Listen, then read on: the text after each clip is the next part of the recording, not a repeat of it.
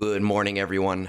Today, I want to talk a little bit about time management in Star Wars Galaxy of Heroes. Now, that is for those of you who are aware of my content because you're here, my biggest platform within the game, right? Outside of value and packs, outside of doing math at every waking moment of the day, the biggest thing that I have been a champion of is reducing the time impact Star Wars Galaxy of Heroes has on its average player while still allowing us to enjoy the game. But we want to shrink that in this morning to talk specifically about territory battles and something that frustrates me to no end. And that is 5 planet days. I hate 5 planet days. Now, if you are newer to Rise of the Empire, if you are in a mid-level guild, you maybe have never even experienced this, and you're like, "Hey, Egg, what are you talking about? Territory battle is so easy. I log in, I do my operations, and I deploy." It's not that simple. There are some days, oh God, there are some days where you have to do battles on 5 frickin' planets, and it takes so much time, even when you can do those battles on auto. And we're gonna talk about that after the intro, so that I can throw the game up here and hopefully fill my niche as being solution oriented. So stick around.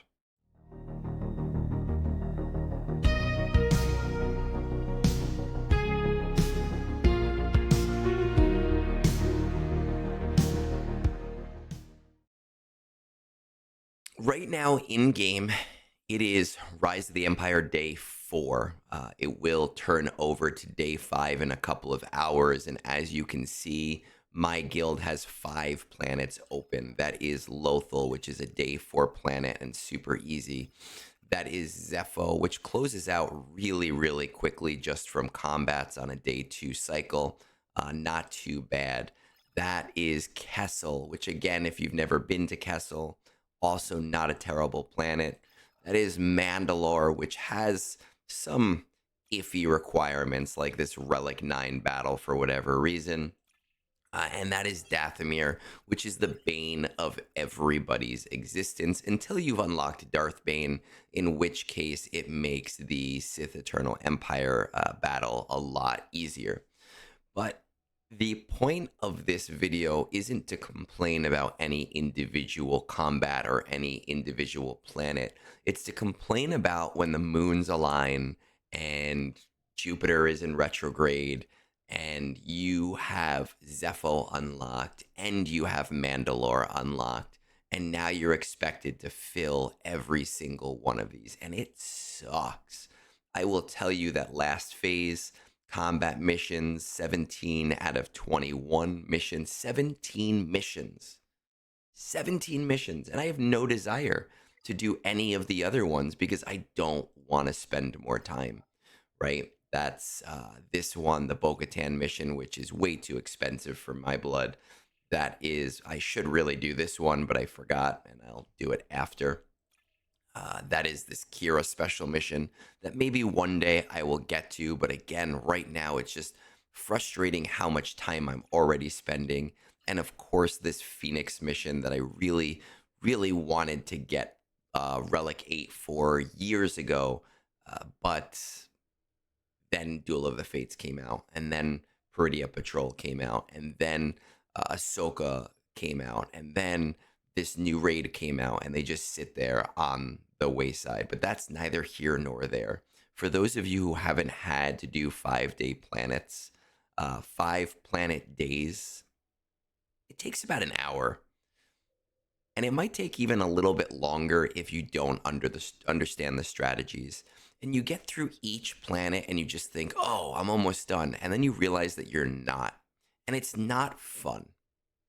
And the fundamental problem I have with this is that I see a lot of people waiting or requesting new planets being added to territory battles. They're like, oh, when's Naboo coming? Uh, I, I don't. I don't want more planets because it just means more time. Okay, I don't know if that means that there's going to be a 6 day plan, 6 planet day. Imagine day 4 having a 6 planet day. That just the thought of that pisses me off. And I understand the desire for new content within the game, and I understand desire for progressing Rise of the Empire further and further. But I also understand that there are ways to reduce the impact so that players are not as frustrated and so that players are not spending as much of their time doing battles that are meaningless to them. And when I say meaningless to them, when I look through this planet, I will tell you that I did Dathomir 100% on auto. Still takes time, took zero effort. I did Mandalore 100% on auto. Still takes time, just no effort. I did Kessel 95% on auto. The fleet mission is not autoable. Still takes time, just not effort. Okay, the same thing with Zepho and the same thing with Lothal.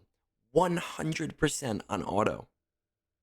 But it still takes my time. It's still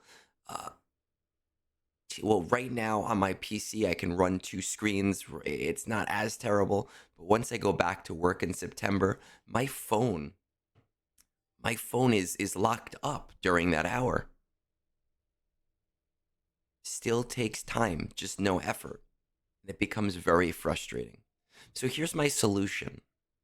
And this is one that I really want people to think about because I've posted this on Reddit before. I've posted this twice on Reddit before. I don't think I've made a video about it.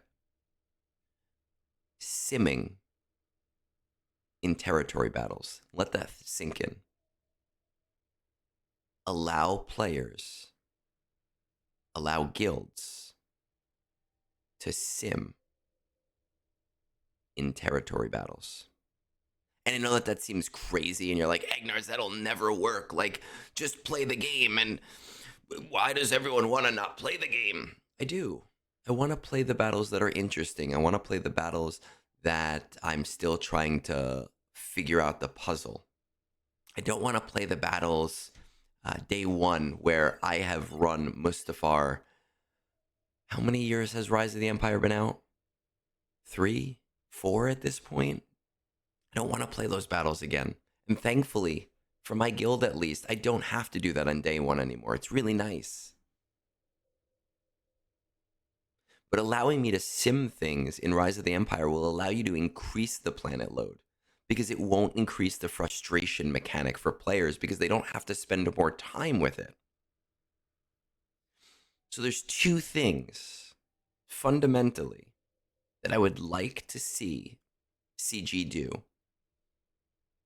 Number 1, if your guild completes a whole phase, the entire phase, every planet in that phase, at 3 stars. Okay, so that's my day 1 and my day 2. A guild officer can sim the entire day. They can hit the sim button and that entire day is done. No reason to tag, no reason to platoon, no reason to ask everyone to deploy. It's all done for you. The only thing that players would have to do is their special missions. That's it. That's the only thing players would have to do. Guild leader, guild officer would hit the sim button. The phase would finish. All players would get a message in their inbox. That message would say something along the lines of, your guild, Awakened Mandalorians, has completed phase 1 of Rise of the Empire. However, special missions have not been completed. Here are a list of available special missions. And then break it down. Right? Special mission on Felucia. Special mission on Braca. Boom, boom, boom. Let players know they still have to complete those. Make my life easy on days where my guild hasn't, I don't have problems completing day 1. Completing day 1 isn't hard, but it still takes time tagging people, making sure platoons get in. Right now, my guild doesn't even have to do battles anymore. Day 2 we do, but not that many. Not to the point where we're worried. So that's the first part of this. The second part of this is player-based simming. And let me walk you back to what that means, right? Let's say I have Zepho. And as a player, I have beaten all of these missions. What will then happen is that the next time I come to TB, I can go to each mission. These buttons up here would be moved up. There would be a little 3-star thing here, right? As long as I 3-starred the mission. I know that right now there's no need to 3-star or whatever, but there'd be a little 3-star thing up here. And right under here, it would show the 5 characters that I used the last time I completed this mission, which, by the way, was a feature in home in the Lord of the Rings game for raids, is it would show you the last team you used or the last set of teams you used in the last raid. Show the last 5 characters I used here. Have a little sim button here. When I click that little sim button, a dialogue will pop up. It will say, these 5 characters are being used to sim this battle. They will not be allowed for platoons or other combats. And if I hit yes, I finish the battle, and those 5 characters get locked out. Right? Those 5 characters get used. Those 5 characters get deployed because they, when you do a combat, characters do get deployed. Allow me to do that on a battle-by-battle basis. I will even go so far as to say, it's okay if you only allow that as long as my guild 3-stars the planet, the last TB. I would be fine with saying that I am only allowed to sim a battle if I 3-starred that planet and I 3-starred that node. Because the reality, for those of you who have done a lot of Rise of the Empire, 95% of the missions are pretty damn reliable. There are very few missions where you go, oh, I hate that mission. And if you do go, oh, I hate that mission, it's typically not because the mission itself is too hard. It's because the team you're using is not the right team there. So allow me to say, hey, you know what? I've done this before. I've done it 10 times before. It's 3 stars, great. Now, there would still be some option here because that's 3-star would only be applicable to the last team that you used on that node. If you ever used a different team on that node, it would reset and it would be 1-star, 2-star, whatever stars you got. And your last team used would be reset. Now, some of you are thinking, well, Egg, why would I do that? Once I have a battle on Sim, why would I change things? And the simple solution is when new teams come out, I will give you an example. Bad Batch for me, the new Bad Batch. I like to complete missions with the newer teams because those teams are not part of platoons. And if those teams are not part of platoons, it means that I can put more characters into operations so that my guild and players in my guild who do not have newer teams or who only have very specific characters at Relic 8 or Relic 9, they now have more options opened up to them. If I can replace a GL team with a new team, which allows me to use a GL in my operations, it helps my guild. So there are still battles that I'm going to do. Now, the big critique to this is TB Omicrons. Will this devalue TB Omicrons? And I'm going to be honest with you. I think it will to some extent, but not terribly. Because I think at the lower end, so your guilds, your lower game guilds, if you're doing TB omicrons, you are doing it just to get past certain phases. You are not going to be consistently 3-starring planets, so you will have to do combats over and over again. And there are some battles where characters are going to die, but if I apply that omicron, they won't die, and now I can sim it again, or I can start simming it and save my time. And at the top tier levels, okay, at the 650 guilds, the 700 guilds, we're not deploying TB omicrons for these combats at the bottom end, right? Nobody cares if Depa omicron is allowing you to do Coruscant. We're applying TB omicrons for Ring of Kafrine.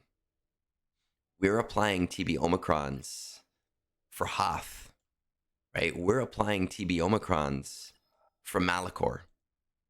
And if I need to 3-star those planets in the last TB, okay, not just ever, in the last TB, it means that players are still going to get use out of their TB omicrons. And TB omicrons are already adapted at a lower rate anyway, with GAC being the really big pull. Even if TB omicrons become slightly devalued, you will see a huge shift in player retention. You will see a huge shift in player happiness for very, very, very little cost. Those of you that are still listening who are guild officers or guild leaders, I'm sure that you can sympathize, empathize with the fact that we are seeing players at the top end getting significantly burnt out. I've replaced 2 players this week. I replaced a player last month. I replaced 2 players 3 months ago. These are players who are great players, who are solid, consistent 4 or 5 years with our guild, who have said, you know what, I'm burnt out now. It takes too much time. I'm struggling to commit 2 hours, 3 hours to the game each night, especially in Conquest Week, when I have to do TB and I have to do Conquest and I have a raid and I have to finish my GAC. And while there's a lot of pay for players that are coming up through the ranks because those players have bought Lightspeed bundles, a lot of them are already set in their own guilds, or they're so behind on Zetas that they just don't work in our guilds. And there's this tightening in the game where there's fewer and fewer of these guilds towards the end, and we're all fighting for the same recruits. And it gets tiring. I'm telling you right now, what CG did to the raid, what CG did in terms of shrinking the time commitment, was a huge positive player shift. And if CG does that to territory battles as well, you are going to see some players come back. You are going to see a reduction in the retention issues for the game. You are going to see players like me happier. You are going to see players more receptive to the fact that CG wants to add Naboo here, or Peridia there, right? Or whatever else they want to add. Because they will not be engaging 4 hours a day on the big days playing TB or playing the game as in a general sense. Now, as a reminder, because all of these metrics would be based on the last applicable event, If a new planet comes out and you start using teams on that planet, that means you're going to have to figure out new ways to complete old planets and do those combats again. But again, none of them are hard. They just take time, especially Dathomir. Holy crap, the C Palpatine battle, even with Bane, the Peridia battle, if you do Captain, whatever his name is, Captain Dead Guy, the Dead Brothers, those battles take forever. And you just sit there and watch for 15 minutes going, well, this is fun. And I could do it in 7 minutes active, but then I'm pulling even more of my time away. So, what is the moral of today? What is the story today? The story today is if you reduce the time commitment by allowing us to sim things that are no longer relevant to our play style, players will be burnt out less. That's it. That's all. Please let me know what you think. Please let me know your thoughts. Give me your counter logic. Every time I release something along these lines, I hear the arguments of other players and it adapts or it informs the next time I talk about that topic. So I would love to hear from you, as long as it's not unhinged, as long as it's, a relevant critique. Peace out. Have a great rest of your day.